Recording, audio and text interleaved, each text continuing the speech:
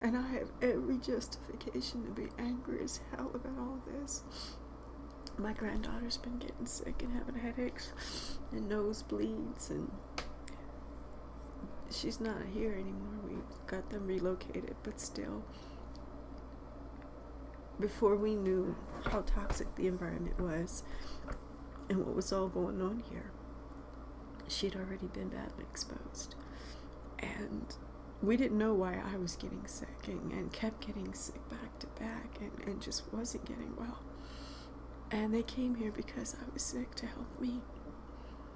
And then they started getting sick. And we realized there was something going on in the environment. And we'd seen mold here and there, but we had cleaned it up with bleach, or we thought we did. We didn't know. And so many people don't know. You cannot clean it with bleach. It does not kill it. And even dead mold is just as toxic, if it's a toxic type of mold, as the living mold. As a matter of fact, it's more toxic because once it's dead, it dries out and becomes airborne. And so much we didn't know, but they knew. And they knew about it. They kept coming in here, hiding it and bleaching it and painting over it and everything but what they were supposed to do, everything but what they should have done. And even after environmental health came in here and said, oh no, the walls have to be torn down and replaced, and everything that's in here has been contaminated. Even after the doctors have written reports saying that I have chronic toxic exposure from mold. Even after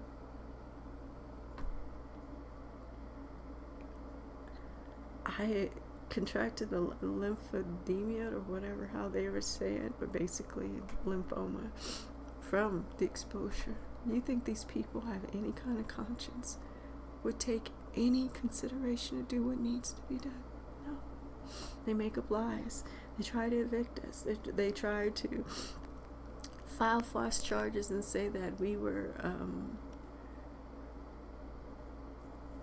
like we were doing something illegal, and try to come with anything but to be responsible.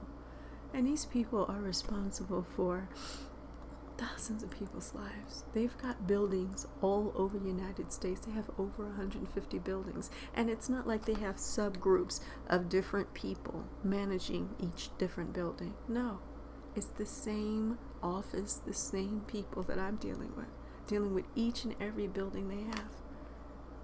The company's called Accessible Space Incorporated. And their website sounds all pretty and wonderful and beautiful about how they provide housing for people with disabilities. You know, affordable but quality housing. You know how the parable in the Bible, when Jesus is talking about the Pharisees and how they wash the outside of the cup but the inside is filthy? That's how it is here. The buildings are pretty. The apartments are pretty. But they don't take proper care of them. They let major things go. I've lived here 9 years, and in that time 5 people have died. In that time 5 people have contracted cancer who didn't have cancer when they got here. And a million other stories I could tell about things I've seen with my own eyes. I never knew just how severe things were for people with disabilities. Oh my God. But the way people with disabilities are treated,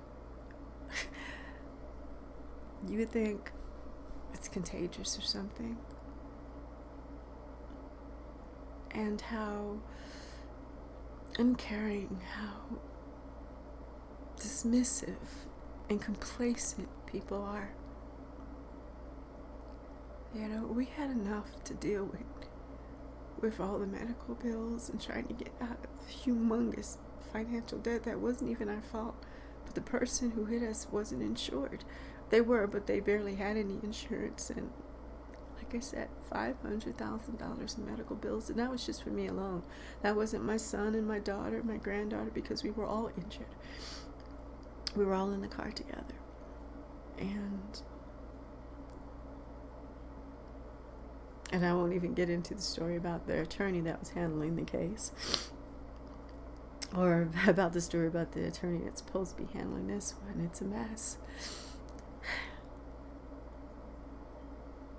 These racist white men think they can do anything they want and get away with it. And that's what we're dealing with.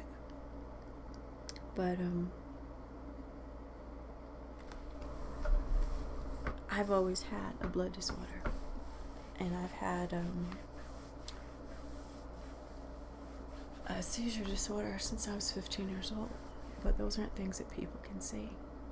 But when I became disabled from the car accident, I spent 6 months in a wheelchair. I could hardly walk.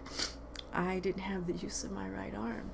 That's when I had to have surgeries and stuff, because even though the skin stayed attached, the injuries were so severe, everything inside the arm was torn apart. I had to have 3 major surgeries reattaching the arm. I used big scars. Got scars all over. But I've had 21 surgical procedures.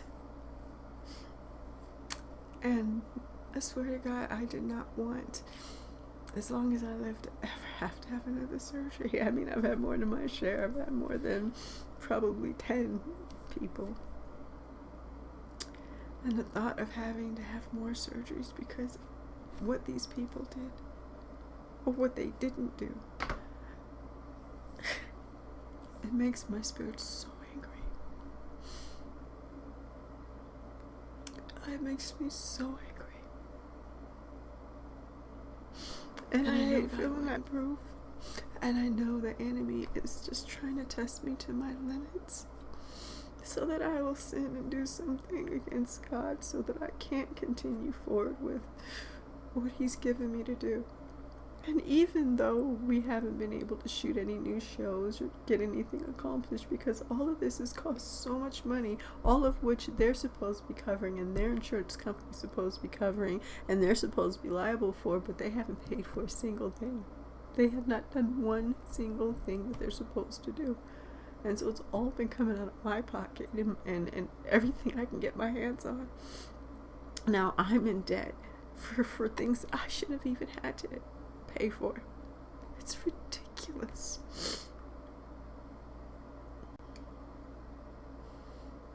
But even though I haven't been able to do anything, we've had so many people still writing in, so many people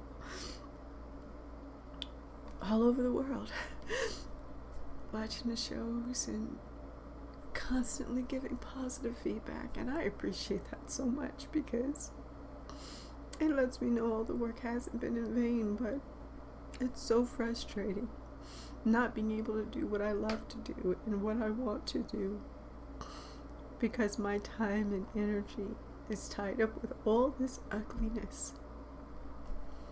And then what I feel inside about what's happening. This world has got enough hate and ugliness and negative energy in it. I don't want to add any more to it. And I've been trying every way that I know how not to. Just like I'm going to have to do several major broadcasts, and I've got television and radio interviews set up about all this stuff that's been going on here. Because it seems like that is the only way anything is going to get resolved, even though I never wanted any of this stuff to be public. This is really one of the first times I've ever even publicly said anything about my injuries. And I've kept it quiet for a reason. I had wanted to be healed up better and more, and then tell everybody about what happened in more detail about the accident and the things that came after. But I guess that's not going to be the case, so.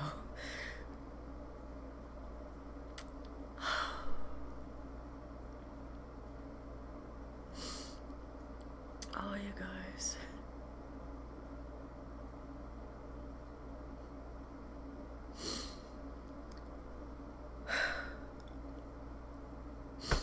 God has never left me or forsaken me. There's never been anything He hasn't brought me through. This too shall pass. But I have to say,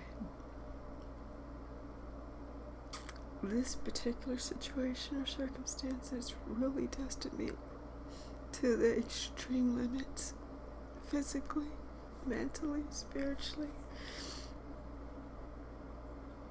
And should I die? Because that is a possibility. But I pray with everything in my spirit that God holds them fully accountable for everything they've done, everything they've refused to do, every bit of harm and damage that they've caused to our family,